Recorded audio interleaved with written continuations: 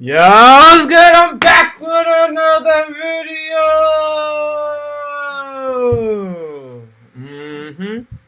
Today, got y'all with another reaction video. We are reacting to This Is Why the Boondocks Reboot Failed. You guys enjoyed this video, please leave a like on the video. If you're new to the channel, subscribe. Road to 1K. New content coming soon. Birthday vlog coming soon. Going to Puerto Rico. That's all the announcements. That's everything. Let's get right into it. Let's go. That's good. There is a very close similarity between Hollywood and politics. The right wing knows it, the left wing does not. I sell angry black politics to 20 million white people a day. I wonder what happens if you just take the politics that mainstream America hates and put it in a really cute package. How do they handle it?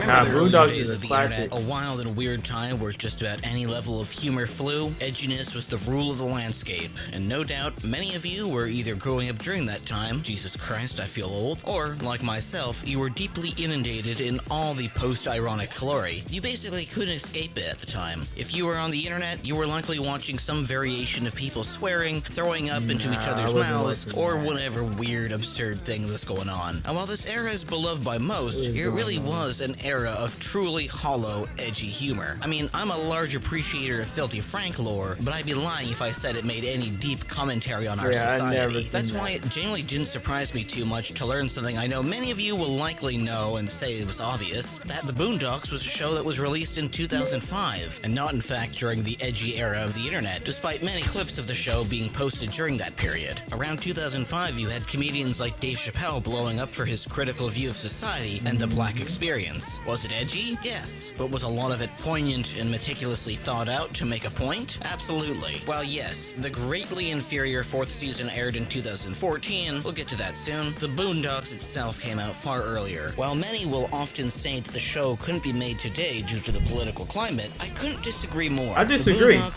I disagree. I think Boondocks need to come back, because I mean, it was heat, and it was funny, and they was making fun of stuff that was actually going on in real life, and it was actually really entertaining. Like, I sound like a critic, but for real, I'm serious. No, for real. Kind of its more in-your-face gags with Uncle Ruckus and clip segments for memes out of context was a show about class struggles, stereotypes made within and outside the black community, and race relations. And, as everyone knows, comedy is the easiest way for people to swallow political truths in society. So the Boondocks did just that to a T. Every edgy joke typically had something to say about society, and no topic or celebrity was off bounds to Aaron McGruder's writing. What the fuck? She was just licking the Obama. The problem should be clear about why the Boondocks couldn't work today. But before that, a word from my sponsor. Me. Because I'm actually not sponsored, so I gotta do it myself. Remember to like, sub, and drop a comment below, since as I say in every video, it's completely free, and it helps get my videos out there to the cool, unfeeling algorithm. And especially if you want me to make more of these unique videos that aren't just focused on Smiling Friends, Vincy Pop, or anything else specifically that you're just not down for. Remember how I said we'd get back to talking about Season 4? Well, that's perhaps the biggest key factor into why. The Boondocks, even in its earlier seasons, although popular, caught tons of flack from people as it targeted just about everyone, as I'd mentioned before. What made it work, though, and likely survive, was the fact that Aaron McGruder was the brainchild behind the show. He knew just exactly how to strike the perfect balance of satire and edgy humor, while also coming off as genuine. Take a character like Huey, who is basically a self-insert, but even when he seemed to be the wisest in the room, he still showed vulnerability as a child still learning, and not quite a Lisa Simpson character in the later seasons, where she essentially becomes a flanderized know-it-all, which is where Season 4 comes in again. Season 4 intentionally ripped all the nuance away, the thought-out writing for the characters and charm, and threw it out the window in favor of a more flanderized style of character writing and Family Guy-like jokes, where simply saying something stupid and absurd should be funny enough, at least from their perspectives. Many added attributed this to the fact that Aaron Magruder had left the show in the 4th season, Yeah, but in late 2014, it was actually revealed through Sony hacks that a series of emails exchanged by Magruder and the producers at Sony showed he was in fact involved in the season's creation. However, much of what he had planned and written was then handed to new writers who essentially butchered the impact of the jokes and plot lines. I need to remind you, of course, that much of this is my own obvious speculation, as there's not much online about how much Magruder had written, but one can only assume with the drastic loss of edge in the final season, he likely had drafts and plots written out, not too different from how, if you've watched my previous videos, you'll know that both Zach and Michael Cusack also write out plots for future episodes well in advance. However, that's exactly the problem. You remove both of them from the equation in making these plots and writing moments, along with Magruder, and you get a hollow experience of what they'd written out. The leaks and Granddad's voice actor had stated he was being forced to write multiple shows and had to have it done incredibly quickly, so he was fired for not meeting their expectations. So ultimately, you remove the venom from the snake and you've just got a little wet noodle. That's what happened to Boondocks. This was essentially the same thing as we were about to get a Boondocks don't need to come back.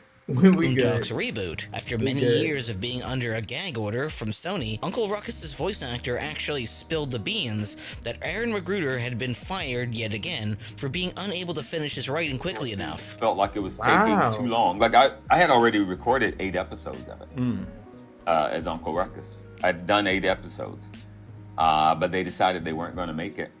They thought it was taking too long to get made. And while many of you probably are familiar with John Kay and how he took far too long to...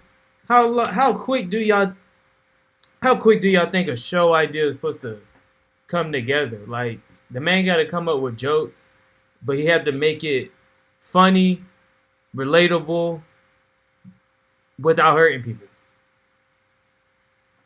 Come on, bro. Get his work done for shows like Ren and Stimpy, among other things. I think there is a little more nuance to speculate about this show's cancellation and the fact that it was taking too long to write for Aaron. Think back to what happened to Dave Chappelle before taking his break from comedy and traveling to Africa. When his humor was being laughed at for all the wrong reasons, with, as Dave Chappelle put it, white people laughing at him a little bit too hard uncomfortably, as if the jokes went completely over their heads, and the face value edge was what they found the most funny. Dave Chappelle at the time had to step out as he felt like he was perpetuating certain issues by doing his comedy stand-up. So when you really look back at things, how do you think someone like Aaron Magruder would feel writing a show as socially biting as the Boondocks? Right. Why do they want you to see certain things? Why do they want black people looking silly? Well, it's simple. I mean, yes, it has some silly moments, but overall it was never a series meant to make black people the butt of the joke. It was always society at large. Now again, I have to repeat, this is my own speculation, but I can only assume with the current political climate, he felt the necessity to take his time with crafting the right jokes that in no way could be misinterpreted as a slight at his own culture and people. As a writer myself with perhaps not even 2% of his writing capabilities, I can only imagine the level of mental strain he had to not only improve on the 4th season that left many disappointed, but to also remain as edgy as he was in the 2000s. Go too far with the safety of season 4, and everyone hates you for being far too weak. But go too far, and you end up what the Uncle Ruckus movie was likely going to be. Which, by the way, in case you didn't know, that was also going to be a thing at a time. The Uncle Ruckus movie? That was about to be a thing, bruh? What the heck?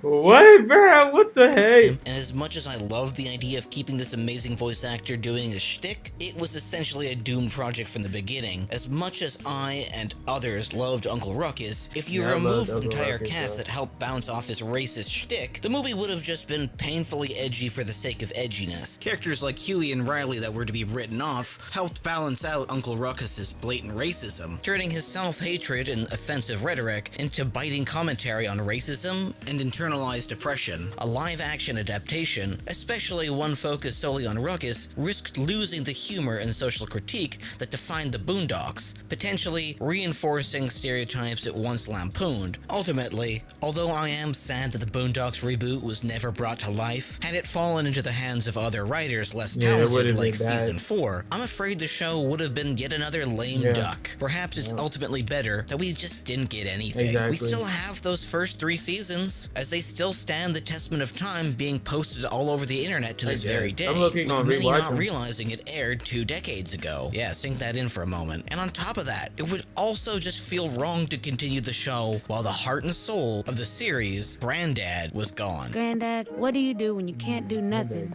but there's nothing you can do? You do what you can. I can only hope that within the next couple of years, we see something like Black Jesus be made by Magruder, but for now, I think it's okay, in the video. If you guys enjoyed it, please leave a like on the video, subscribe, road to 1K if you're new. Leave in the comments anything y'all would like me to react to in the future. And that's about it, man. I told y'all my announcements, right? Yep. Alright, man. See y'all in the next one. We out.